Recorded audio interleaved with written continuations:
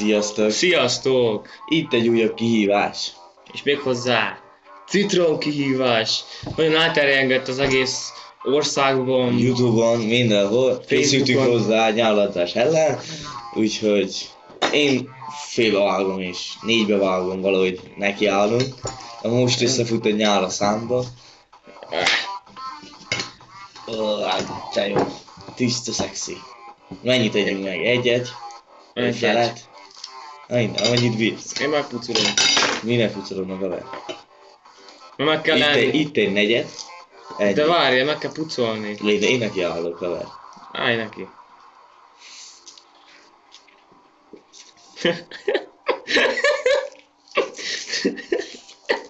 Na?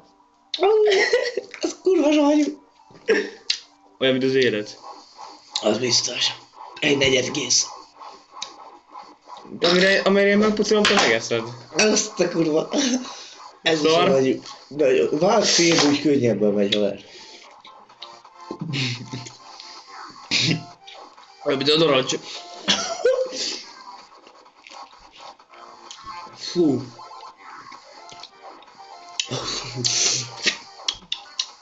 Csípő a sebemet. Fél megvan. Még ott is felállt a szőr, ahol nincs. Fú. Hallod, én bedobom az egészet, úgyhogy... Várja, ketté vágom és úgy.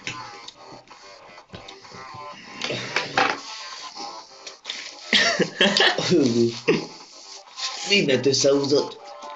Most nem lehetem vécézni. Ezt mondtam az elején. De szar. Jó. És az utolsó negyed. Hagyja, nekem még itt van egy fél.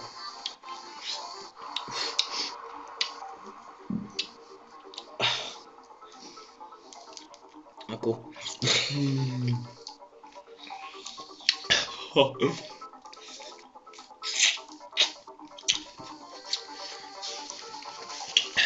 Én úgy látom, készen vagyok. Hú. Az igen. Látszik valami? Összehúzta a számot. Az még egy fél haver, le vagy maradva.